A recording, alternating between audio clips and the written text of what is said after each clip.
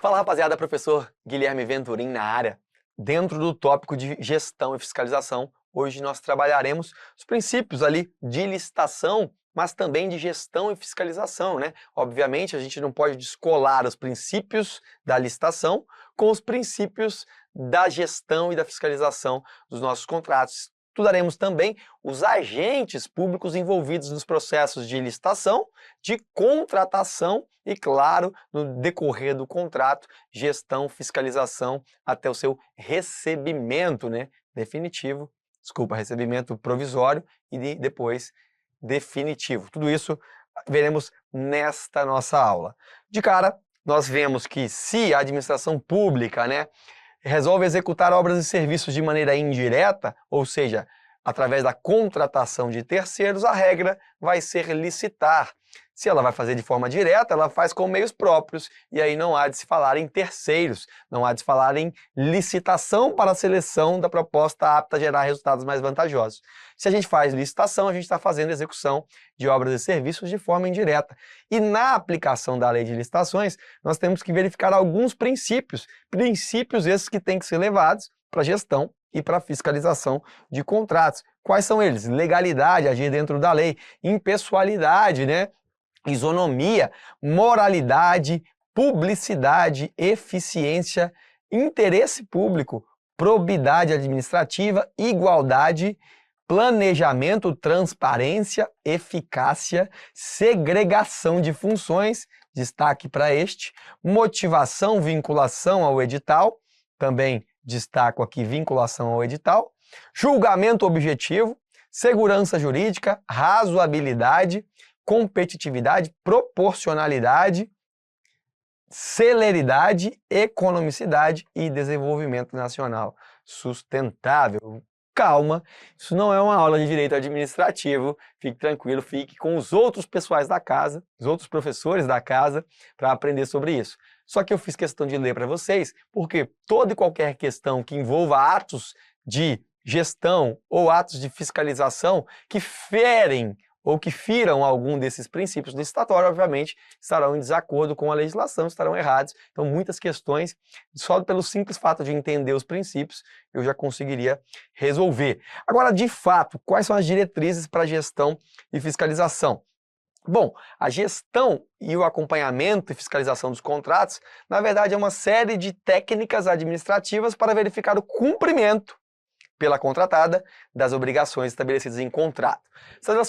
Essas obrigações estabelecidas em contrato foram decorrentes lá do estudo técnico preliminar, termo de referência ou projeto básico, edital de licitações, definiu as regras do jogo e se faz então com o licitante vencedor um contrato, firma-se um contrato para execução destes serviços. E aí, neste contrato, tem que ser designado gestor e ou os fiscais. Participando de um desses processos, a fiscalização e a gestão tem que se pautar em 3 pilares, né? Na tríade de eficiência, eficácia e efetividade. A eficiência é o quê? É consumir a menor quantidade, é otimizar os recursos, né? Está voltada ao custo, gastar menos, fazendo de forma correta, produtiva e atingindo benefícios satisfatórios com o mínimo de perda e desperdício. Sim, eu posso ser eficiente, mas posso estar fazendo a coisa errada com eficiência. E isso não serve. Então eu tenho que ter também eficácia, focado no resultado. Eu preciso atingir aquele resultado e a eficácia está ligada a isso, né? Com foco no resultado. Fazer o que tem que ser feito. Fazer o que tem que ser feito, atingindo objetivos, cumprindo metas e realizando o que foi proposto. Então eu tenho que ter eficácia e eficiência, que é fazer o jeito certo, o que está previsto, fazer o certo do jeito certo. Qualquer outra distorção, sem eficiência ou sem eficácia, nós estaremos sofrendo aí com os resultados, e o resultado está atrelado à efetividade. O impacto que isso tem é fazer corretamente com o menor dispêndio de recursos possíveis, causando transformação, desenvolvimento e impactos positivos, é o que nós falamos de efetividade. Para gerir, nós teremos a figura do gestor. Para fiscalizar, nós teremos a figura ou as figuras dos fiscais. Veja que, de maneira geral, eu estou trazendo aqui o que nós vamos esmiuçar nessa aula de hoje. mas de repente esse entendimento macro já seja suficiente para resolver as questões e depois entrarmos nas minúcias da aula. Veja, gerir significa zelar, executar, zelar que a execução ocorra de forma mais econômica, que atenda à necessidade do planejamento da administração. Fiscalizar significa verificar se o objeto de contrato está de acordo, está em conformidade com o que foi especificado, especificação que já estava predeterminada. Então, quando a gente pega a figura do gestor e compara com a figura do fiscal, o gestor é o gerente, é o administrador, ele atua durante toda a vigência do contrato, desde a implantação até após o encerramento. O nível de atuação do gestor é o nível tático, está aqui, ó, acima da atuação do fiscal. Ele administra para que o objeto do contrato seja executado na sua totalidade e atua em processos de tomada de decisão sobre o andamento do contrato e dos incidentes administrativos. O gestor, ele supervisiona todo mundo da fiscalização, supervisiona o fiscal, mas ele é que carrega o contrato na mão. Tudo que quiser fazer de aditivo, de penalidade, de estender o prazo do contrato, de acrescentar ou suprimir serviços, tudo isso é o gestor que vai ser encarregado. Então ele é responsável pelo contrato. O fiscal é responsável pela execução daquele contrato em conformidade com aquilo que foi previsto no edital e no próprio contrato. Então aqui o fiscal é o cara que está trabalhando em nível operacional. É o peão mesmo, que de fato vai para a obra verificar se os requisitos técnicos foram cumpridos, se o que foi previsto foi pago, se as quantidades foram feitas. Ele atua na execução em nível operacional, acompanhando ali as atividades técnicas para medição, relatando inclusive para o gestor, que geralmente fica no escritório, e o fiscal vai à obra, então ele vai emitir parecer, relatar incidentes, irregularidades, propor inclusive penalidades ou eventuais alterações de contrato. Ele pode sugerir acréscimos, supressões, quem vai oficiar e formalizar os aditivos é o gestor, porque ele detém o contrato debaixo do braço. O fiscal em si, ele não tem poder sobre o contrato, ele simplesmente vê as regras do jogo e confere em campo aquilo que tem sido feito. E o nível estratégico é a alta administração, que zela pelas contratações públicas, ela que toma decisões daquilo que vai ser ou não vai ser feito, ela que divide os recursos ali daquele órgão. Então, a alta administração está acima do gestor e do fiscal. Foi a alta administração, inclusive, que definiu que aquela licitação atendia ao interesse público e que ela deveria ser tocada adiante. Daí que chega na fase de contrato, entra a figura do gestor e do fiscal. Dentro das modalidades de licitação, a gente já viu, né? Pregão, concorrência, concurso, leilão, diálogo competitivo. Dentro dessas modalidades de licitação, nós teremos alguns agentes que atuam em cada um delas, né? A licitação, em regra, ela vai ser conduzida por um rapaz chamado agente de contratação, uma figura chamada agente de contratação, que é designada pela autoridade competente entre servidores efetivos, empregados públicos do quadro permanente da administração, para tomar decisão e acompanhar o trâmite da licitação. O agente de contratação será auxiliado pela equipe de apoio. Então veja, eu comecei a falar, falei de agente de contratação, falei de equipe de apoio, só que em licitações que envolvam bens e serviços especiais, o agente poderá ser substituído por comissão, porque aqui agora estou falando de bens e serviços especiais, talvez de uma complexidade maior. Então agora eu estou substituindo o cara que coordena as contratações, que lidera as contratações, eu estou substituindo ele por uma comissão, porque o objeto é especial. Em licitações para bens e serviços especiais cujo objeto não seja rotineiramente contratado, poderá a administração pública contratar empresa ou profissional especializado para assessorar os agentes responsáveis pela condução de licitação. Então eu posso ter, inclusive, assessoramento externo. E se a modalidade não for concorrência, não for essas outras modalidades, manteve-se o nome do pregoeiro que toca o pregão. O que é o pregoeiro? É o agente de contratação do pregão. Simplesmente isso. O pregoeiro manteve-se o nome, mas poderia ser chamado agente de contratação como regra para todas as modalidades, tá bom? Veja, as regras relativas à atuação do agente, da equipe de apoio e do funcionamento da comissão de contratação, atuação de fiscal, gestor de contrato, serão estabelecidas em regulamento. Então a 14133 trouxe que isso será estabelecido em regulamento, regulamento este que nós veremos nesta aula. Então, quem é que designa?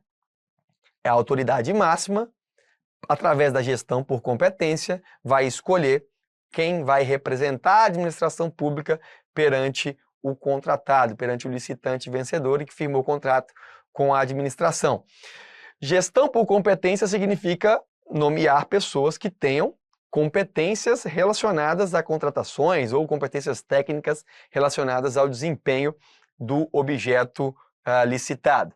Veja, eles devem ser preferencialmente servidor efetivo ou empregado público do quadro permanente. Então aqui ele tem que ser acessado o cargo via concurso, preferencialmente, né? Seja concurso na modalidade cargo público, né, para ser servidor, seja para emprego público, como nas estatais ou em algumas autarquias. 2. Atribuições relacionadas à licitação, já que é gestão por competência, tem que ser alguém com atribuições relacionadas à licitação ou formação compatível. Também pode ser por qualificação atestada por certificado. Então fez algum curso do governo ou já trabalhou com isso antes. E por último, não seja cônjuge ou companheiro de licitantes ou contratados habituais da administração até 3º grau. Significa que eu não posso ter proximidade com habituais contratantes, licitantes da administração, para evitar o quê? Favorecimentos ilícitos. Até 3º grau significa que a gente tem aqui, né? Você, seu pai, sua avó, seu tio. Então aqui, 1º grau, 2º grau, 3º grau. Então atinge até, a gente fala de tios, né? Da figura que aqui está trabalhando com licitações. Os primos são de 4º grau para fins jurídicos, tá? Todo primo é no mínimo de 4º grau, portanto, poderiam participar. A autoridade deve observar uma coisa muito importante, que é o princípio da licitação. Todo mundo, inclusive a autoridade máxima que vai designar, deve respeitar o princípio da segregação de funções. E o que esse princípio fala, o que ele faz, qual que é a implicação prática disso? Ele veda a designação do mesmo agente para atuar de forma simultânea em funções susceptíveis a risco, reduzindo o quê? Risco de ocultação de erros, fraude na contratação, superfaturamentos, todos esses problemas decorrentes de obra que a gente vê em obras públicas, né? Contra o erário, contra a administração pública. Segregar funções, ou seja, designar pessoas diferentes para funções susceptíveis a risco, para que a gente possa ter o quê? Uma dupla verificação no mínimo, né? E que não fique tudo na figura de um único agente público, que esse sim pode formar ali conluio com a empresa e culminar em dano ao erário. Abre aspas. Vamos lá. A aplicação do princípio da segregação de que trata esse caput será avaliada na situação fatídica, então tem que avaliar o caso concreto. E poderá ser ajustada, no caso concreto, em razão de 2 coisas: consolidação das linhas de defesa e características do caso concreto, tais como valor e complexidade do objeto de contratação. Significa que existe o princípio da segregação de funções, mas eu estou trabalhando na prefeitura de Mantena, só tem um engenheiro na prefeitura de Mantena. Ora, essa situação de vedá-lo para assumir cargos simultâneos, pode ser que, se só tem ele, tem que ser ele. E pode ser que só tenha que ser ele ali que participe, né, de funções susceptíveis a risco. Então, este caso, o fato, né, o caso concreto deve ser avaliado. Se é possível segregar funções, que assim seja feito. Se não é possível, então, na medida do possível, poderia ser feito. O que não é possível não possa ser feito. A lei fala que isso vai ser avaliado e pode ser ajustado no caso concreto. Mas, em regra, eu trouxe aqui algo que não está em nenhum livro, mas para que você entenda que nós temos a fase de planejamento, a fase de licitação e a fase de execução. Então, planejar, licitar e executar. Eu tenho que minimamente ter pessoas acima ali para formar uma dupla certificação. E aqui eu falo, na fase de planejamento a gente tem a alta administração, que define sobre o que vai ser ou não licitado, né? O ordenador de despesa do órgão, que é quem de fato faz os pagamentos, né? Que tem ali a dotação orçamentária para o órgão e que faz aí os gastos, os empenhos. A equipe de planejamento e a equipe técnica, que muitas vezes elabora os projetos. Então veja, a equipe técnica que elabora os projetos não pode ter como referência, ou parte integrante da equipe, o ordenador de despesa ou o próprio secretário de obras, digamos que fosse em uma secretaria de obras públicas. Ora, se ele que elabora e é ele que valida e fala para tocar em frente, então ele pode estar elaborando coisas que nem são necessárias. Pode estar atendendo demandas que na verdade não existem. Então querendo obra em local que não precisa. Quer reformar? Escola que já está boa, que está nova. Porque, além de fazer os projetos, é ele que ainda dá o ok para seguir em frente para a fase de licitação. Veja, cuidado, susceptíveis a risco, eu precisaria ter pessoas diferentes. Entramos na fase de licitação. Opa, quem é que comanda a licitação? Ou é o agente de contratação, ou o pregoeiro, se for pregão, ou a comissão de contratação nos casos onde o agente de contratação, ele só não sabe, não entende do assunto, é um objeto específico, é um serviço especial de engenharia, não é tão simples assim, então o agente pode ser substituído por comissão. Veja que são a mesma coisa, agente de contratação, pregoeiro e comissão, todo mundo é quem vai tomar decisões no processo licitatório, é ele que conduz e toma decisões. E a equipe de apoio?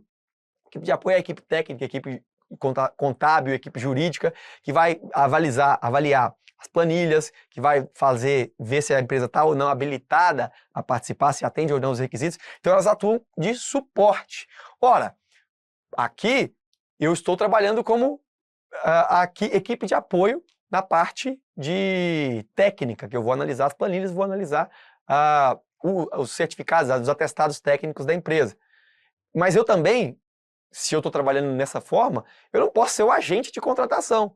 Por quê? Eu tomo decisões e ainda sou eu que avalio. Então posso estar sendo acobertado, se for a mesma pessoa participando dessas duas etapas, tanto da equipe de apoio, né, quanto da tomada de decisões. Mas ressalto para vocês, em azul, quem está na frente da tomada de decisões.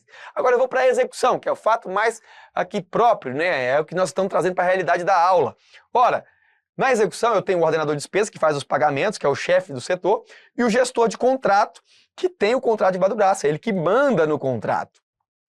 E aí eu tenho o ralé, que é a fiscalização, fiscal técnico, fiscal administrativo, fiscal setorial, e tenho também servidor ou comissão designada para o recebimento definitivo. Lá no final, eu vou ter que designar uma comissão para o recebimento definitivo. Vocês vão ver que o gestor do contrato, em alguns casos, ele vai participar do recebimento definitivo. Veja, susceptíveis a risco. Eu não posso ser o fiscal e o gestor. Ou eu não posso pegar o ordenador de despesa do órgão, o cara mais alto do cargo, o coordenador, o superintendente, e botar ele para fiscalizar, porque é ele que paga, então tem que ter uma dupla certificação. Isso, hoje, no entendimento, é pacificado. Dentro das mesmas etapas, eu tenho que ter posições diferentes para segregar funções. Agora, o cara que elaborou aqui na equipe técnica, ele pode ir lá na equipe de execução fiscalizar o contrato? Pode, porque aqui ele era da equipe técnica, ele estava na equipe de planejamento, mas ele já teve o aval do ordenador de despesa e da alta administração. Maravilha. Ele nem participou da licitação, ele não foi o agente de contratação, ele não foi o pregoeiro. Outras pessoas que subsidiaram foram a equipe de apoio. Poderia até ter sido ele, porque ele não toma decisões aqui dentro da licitação. E aí ele pode fiscalizar o contrato? Pode. Em muitos casos é até indicado, porque ele participou da fase de entendimento, da elaboração, e ele que mais entende do objeto. Então ele que pode acompanhar a execução. E nessa fase ele acompanha a execução, ele tem ainda o gestor acima dele, ele tem ainda o ordenador de despesa. Então ele não está, de certa forma, tomando decisões sensíveis, susceptíveis a risco, e elas não estão concentradas nele. Temos sempre pessoas acima dele para verificar. Então é interessante, é inteligente fazer a segregação de funções na medida do possível, porque é um princípio das licitações. Seguindo, gestor e fiscal do contrato devem ser formalmente cientificados, tem que ser formalmente cientificados das atribuições antes de formalizar o ato. Então eu tenho que avisá-lo que ele vai receber essa designação.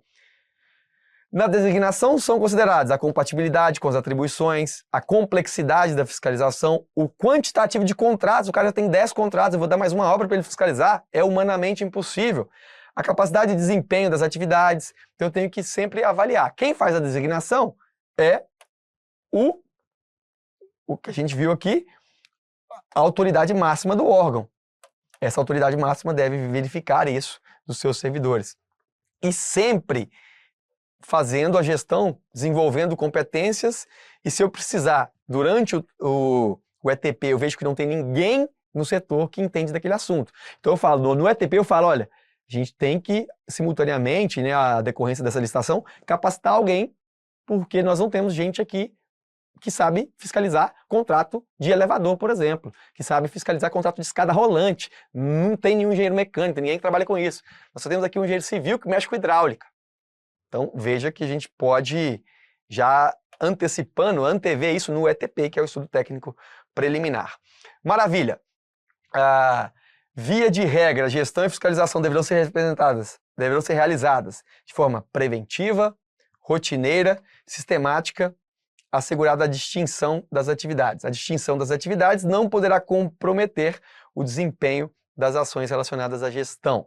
O encargo de agente, veja, de contratação, de integrante da equipe de apoio, de integrante da comissão de contratação, de gestor, de fiscal, não poderá ser recusado. Então, não posso recusar se eu fui designado. Cabe ao gestor, ao superior hierárquico, zelar pela função, pela distribuição de funções conforme competências, né?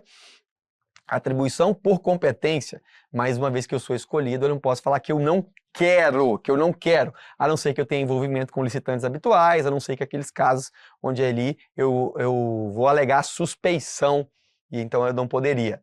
Se houver deficiência ou limitação da minha parte, eu tenho que cientificar meu chefe para que ele promova o quê? A qualificação prévia do servidor que vai desempenhar aquele contrato. Então eu falo, pode ser eu, só que eu tenho que cientificar formalmente, vou lá formar um e-mail falando, olha, eu não tenho habilitação, eu não tenho capacidade técnica, e daí cabe a ele providenciar a capacitação, a qualificação. Infelizmente a gente não vê isso sendo feito, né? Mas agora na lei de licitações isso está explícito, tomara que melhore. Maravilha! Entraremos agora, então, nas definições trazidas pelo decreto. A lei fala que decreto vai determinar as atribuições, e o decreto, então, a nível federal, 11.246, fala que o gestor de contrato é responsável o quê? Por coordenar as atividades relacionadas à fiscalização técnica, administrativa e setorial, e dos atos preparatórios à instrução processual e ao encaminhamento da documentação pertinente ao setor de contratos para formalização de procedimentos relativos à prorrogação, alteração de contrato, reequilíbrio de contrato, pagamento de serviços executados, aplicação de sanções, extinção de contrato. É ele que manda, ele que tem um contrato debaixo do braço. Veja, quais são as competências? Guilherme, não vou ler aqui com vocês, as competências estão todas aqui. Eu trouxe para que você faça como dever de casa, leia um por uma. Vão ser sempre de coordenação, de supervisão, ele tem o contrato debaixo do braço. Destaco: coordenar a rotina de fiscalização, cujo histórico deve conter todos os registros formais, a exemplo da ordem de serviço, registro de ocorrência, alterações de contrato, prorrogação contratual. Realizar o recebimento definitivo do objeto. Opa! O gestor de contrato, de acordo com o decreto 11.246, ele vai receber o objeto definitivamente, participar do recebimento definitivo, mediante termo detalhado. Tomar providências para formalização de processo administrativo de responsabilização para fins de aplicação de sanções. Então, veja, nós vamos ver que ele, a princípio, o gestor, participa do recebimento definitivo, mas ele pode também designar uma comissão para participar, né? Pode não ser ele, mas se ele participa, vai ser sempre do definitivo e nunca do recebimento provisório. Bom, fiscal técnico, onde a maioria dos técnicos irão atuar. Se você é engenheiro, arquiteto, enfim, vai trabalhar com licitações, às vezes você vai entrar na fiscalização técnica. Fiscalização técnica, qual é a atribuição do âmbito federal? acompanhar o contrato com o objetivo de avaliar a execução nos moldes contratados. Se for o caso, né, aferir quantidade, porque nem toda contratação vai ter ali itens, né, quantitativos. Às vezes é uma compra única de um único objeto. Aferir qualidade, o tempo, o modo da prestação e a execução do objeto, com o eventual auxílio da fiscalização administrativa. Então a gente fala do gestor, falamos do fiscal técnico, temos aqui suas atribuições, dentre as quais eu destaco. É ele que tem que informar o gestor em tempo hábil qualquer decisão que envolve e ultrapasse a sua competência. Envolve o contrato, mas ultrapassa a competência. Avisa o gestor. Fiscalizar a execução. Essa daqui é o que nós sabemos, né, que ele tem que fazer. Veja, essa é a atribuição mais importante em termos de prova. Fiscalizar a execução do contrato para que sejam cumpridas as condições estabelecidas, de modo a assegurar melhores resultados para a administração, conferência das notas fiscais, da documentação exigida para o pagamento, após o ateste, ele que dá o ateste, que certifica o recebimento provisório e encaminha o contrato, né, para ratificar os recebimentos e dar andamento para o recebimento definitivo. Tópico 10. Realizar o recebimento provisório do objeto. Quem é que realiza o recebimento provisório do objeto? Recebimento provisório, sempre o responsável pela execução. Quem é responsável pela execução? Fiscal. Então, fiscal, recebimento provisório. Recebimento definitivo é o gestor ou comissão designada. Tá ok? Veja agora o papel do fiscal administrativo. Ele é fiscal também do contrato, mas ele olha para aspectos não técnicos, não da execução, e sim das obrigações da empresa, obrigações previdenciárias, obrigações fiscais, obrigações trabalhistas, vai mexer com a parte de documentação papelada para revisão, reajuste, repactuação e providências tempestivas da fase de contrato. Então ele não está vendo o objeto, ele nem entende da área, ele só entende da administrativa. Parte administrativa ele vai cuidar. Está aqui também a lista, e ele, inclusive, se for designado, essa figura ela não é obrigatória, né, o fiscal administrativo, posso ter gestor e fiscal técnico somente, e aqui ele realiza o recebimento provisório se for designado, né, algum fiscal para aquele contrato, algum fiscal administrativo. Então sempre tem que ter gestor, sempre tem que ter fiscal. Posso ter fiscal técnico e administrativo, ou posso ter fiscal setorial apenas, que na verdade é um fiscal que trabalha em um setor específico, né? Na maneira, quando a gente tem aí unidades desconcentradas. Então eu tenho o órgão central e tenho aqui unidades. Ah, eu vou fazer uma obra nessa unidade? Ao invés de eu pegar alguém do órgão central, eu pego um fiscal aqui de dentro, um fiscal setorial, e deixo só o papel de gestão no órgão central. Seria mais ou menos essa a ideia. Então ele tem a atribuição de fiscal técnico e a atribuição de fiscal administrativo. Ele soma as duas atribuições em uma única pessoa. Além disso, para fechar, ainda tem os casos onde a fiscalização não dá conta do objeto, ela não tem conhecimento, então eu posso contratar o quê? Terceiros para ajudar, para auxiliar os fiscais. Então, nestes casos, os fiscais podem ser assistidos e subsidiados por terceiros. Lembrando que esses terceiros contratados, eles assumem responsabilidades civis, mas o fiscal também não está livre da responsabilidade, uma vez que, dentro dos limites, né, das informações que ele recebe, ele tem que saber o que ele pode e o que ele não pode fazer.